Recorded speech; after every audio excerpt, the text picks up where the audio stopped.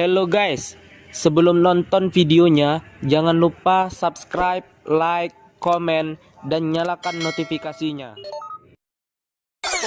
Assalamualaikum warahmatullahi wabarakatuh. Alhamdulillahirabbil alamin, wabihi nasta'in ala umuri dunya waddin, wassalatu wassalamu ala asrofil anbiya'i wal mursalin wa ala alihi wa sahbihi ajmain.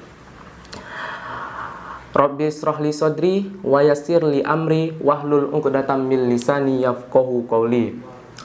Baiklah, pertama-tama marilah kita memanjatkan puji dan syukur kita kepada Allah Subhanahu wa taala atas rahmat, karunia dan hidayahnya kita dapat berkumpul melaksanakan kuliah online ini dalam keadaan sehat walafiat. Yang kedua, sholawat serta salam marilah kita haturkan kepada junjungan kita Nabi besar Muhammad sallallahu alaihi wasallam yang senantiasa syafaatnya kita nantikan di yaumil akhir nanti. Baiklah, di sini saya Agung Priyono, nomor NIM 1911005, akan mempresentasikan mata kuliah dari Ilmu Pendidikan Islam, dosen pengampu Bapak Wahyudin Nur MSI. Di sini saya akan mempresentasikan dengan tema penilaian pembelajaran pendidikan Islam dengan subtema penilaian. Dalam penilaian pembelajaran pendidikan Islam ini saya akan menjelaskan secara umum tanpa harus meninggalkan aspek-aspek pendidikan agama Islam. Kita sering mengetahui bahwa dalam pembelajaran pasti ada yang namanya belajar dan yang mengajar. Jadi bahwa belajar itu adalah peserta didik dan mengajar itu adalah guru ataupun dosen. Di akhir belajar dan maupun mengajar pasti ada yang namanya penilaian ataupun kita sebut dengan evaluasi. Penilaian atau evaluasi ini merupakan hal yang sangat penting untuk mencapai kepuasan dari setiap individu, tidak terlepas dari peserta didik maupun dari guru. Keberhasilan penilaian dalam suatu hasil belajar ini dapat mencapai hal yang maksimal apabila terdapat dua aspek ini. Yang pertama adalah ketepatan metode dalam mengajar yang digunakan dan keberhasilan peserta didik dalam menguasai materi. Di sini juga kita harus mengetahui bahwa guru itu harus jeli untuk dan teliti untuk dalam penilaian. Mengapa? Karena takutnya ada kerugian yang didasari dari peserta didik atas penilaian yang kurang maksimal. Untuk itu kita harus mengetahui apa itu penilaian. Di sini saya akan menjelaskan bahwa penilaian itu adalah proses untuk mengambil keputusan dari sebuah informasi yang menggunakan pengukuran hasil belajar, baik menggunakan tes maupun non-tes.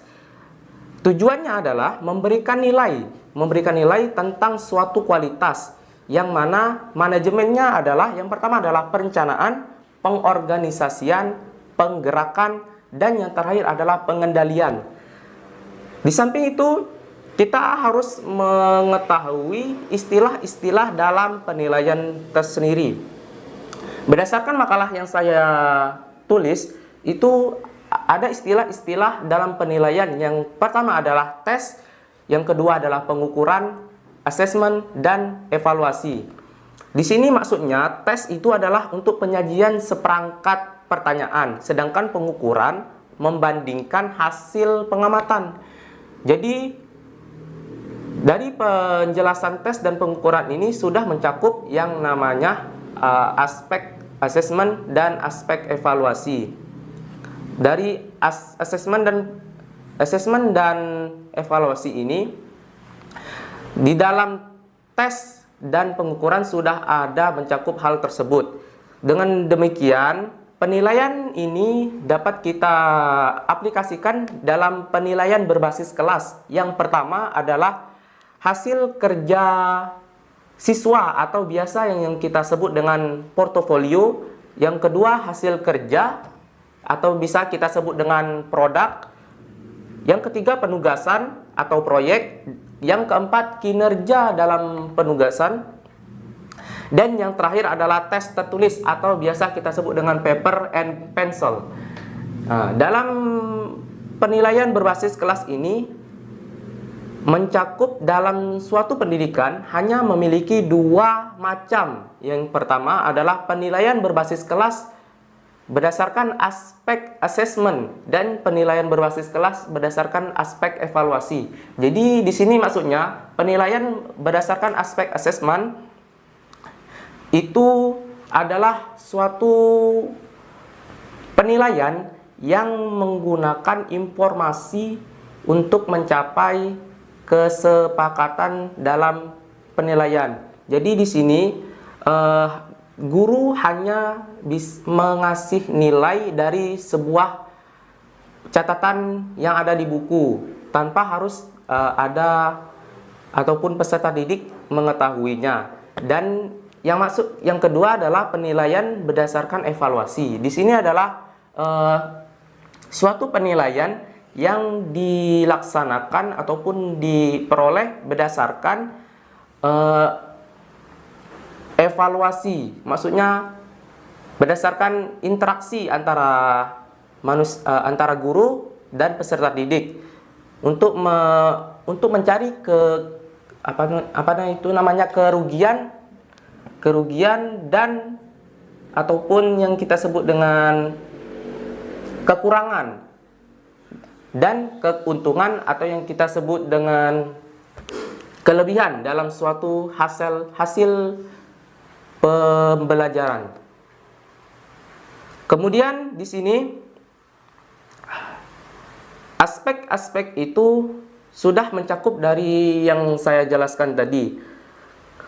Di dalam aplikasi materi pendidikan agama Islam bahwa dapat kita ambil contoh. Misalnya, guru menjelaskan dan siswa mengerjakan tugas. Di akhir itu ada penilaian yang menilai bahwa guru akan mengoreksi hasil kerja siswa dan dicantumkan nilai di dalam bukunya. Itu sampai di situ adalah penilaian berdasarkan assessment. Kemudian untuk mencapai kepuasan antara peserta didik bisa menanyakan itu dalam bentuk evaluasi. Nah, kemudian guru akan menjelaskan di mana letak kekurangan ataupun kelebihan yang dijelaskan itu.